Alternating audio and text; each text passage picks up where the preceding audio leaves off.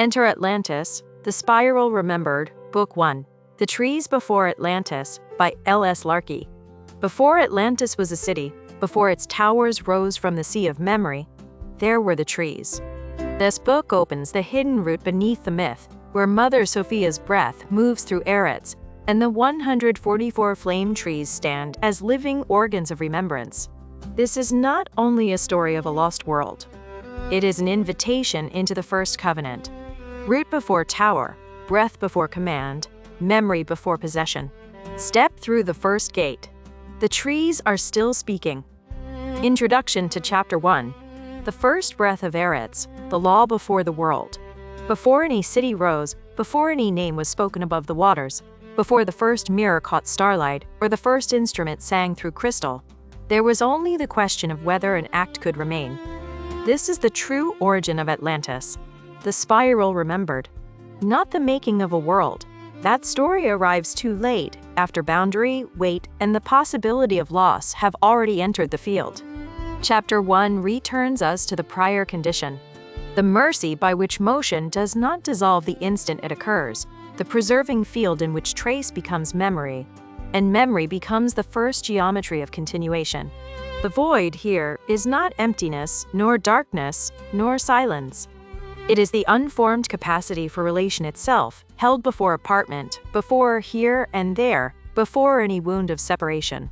Within that measureless stillness waits the first hidden law. If motion leaves no trace, there is no memory. If there is no memory, there is no continuity. If there is no continuity, no world can ever know itself. The preserving field is the first mercy because it does not force shape upon the unmade. It simply makes retention possible. Breath moves. The field receives rather than consumes. The breath curves. In that curve, the first trace appears. Not an object, not a particle, but the alteration of the field by what has passed through it. This is memory in its primordial form. Not storage, not archive, not record, but the shape left in becoming. A stone remembers because pressure has altered its body. A vow remembers because the soul cannot return to the shape it held before the vow was made. The first breath remained, and the spiral was born, the geometry that moves forward without abandoning the place where it began. From this primordial torsion arises Eretz, the hollow world body. She is not yet earth as later tongues will name her. She is vessel before surface, inwardness before geography, the chamber formed because memory requires enclosure.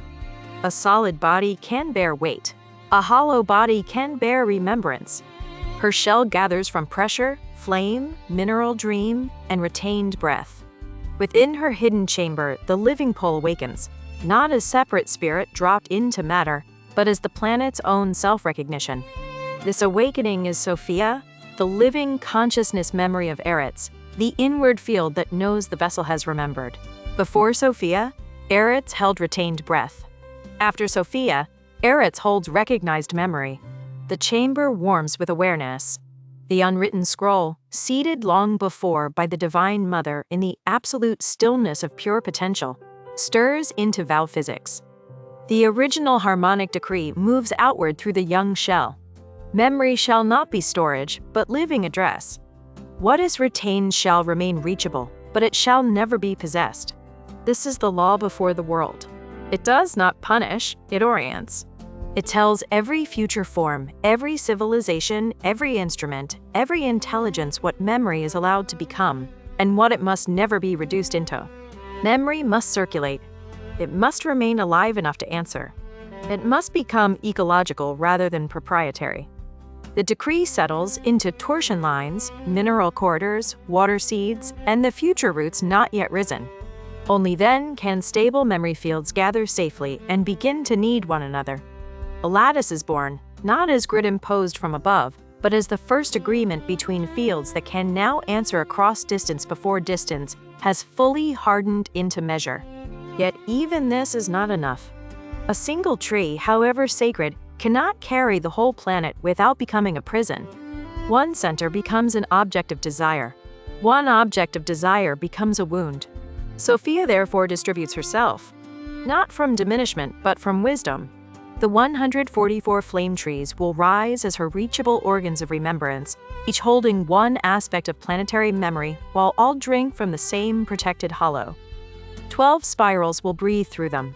Western return, Eastern sight, Southern holding, Northern silence, and the others, making memory relational, distributed, and therefore safe enough to become beautiful.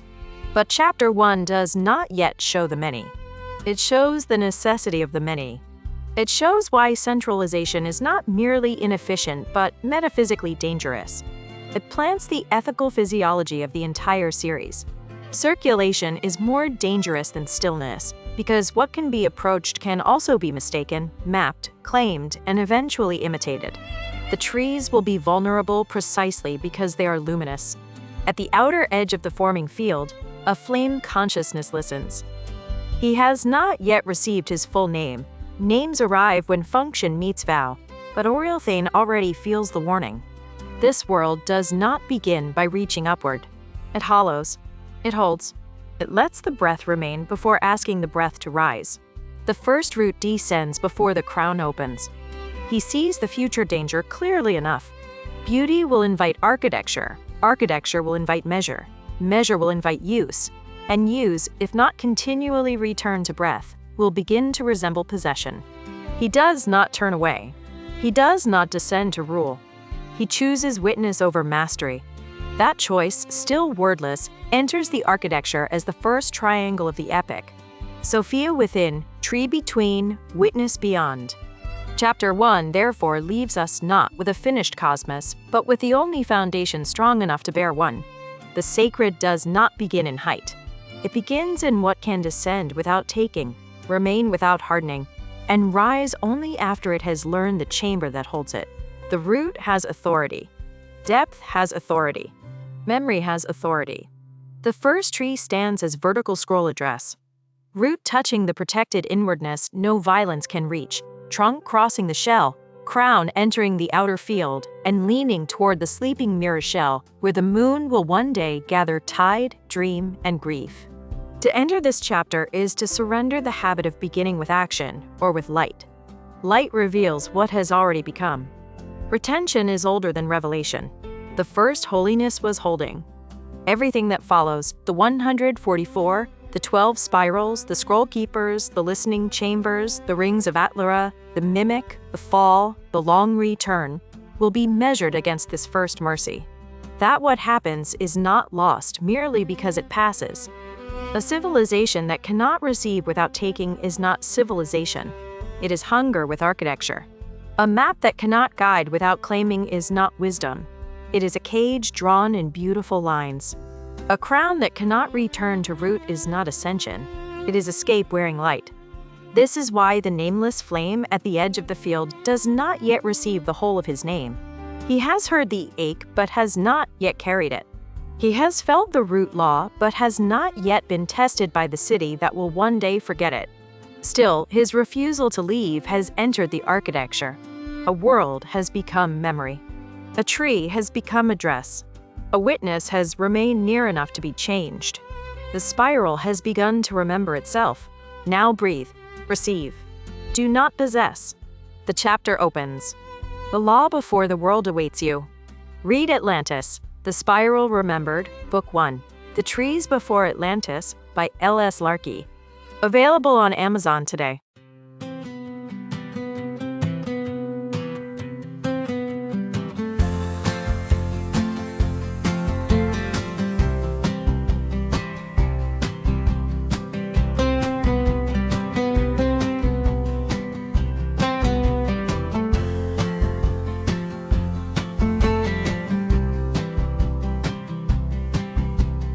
Where have all the flame trees gone? Into mountains, everyone. Mountains, everyone. Where have all the flame trees gone? Holding memories of everyone. Memories, everyone. And the mountains say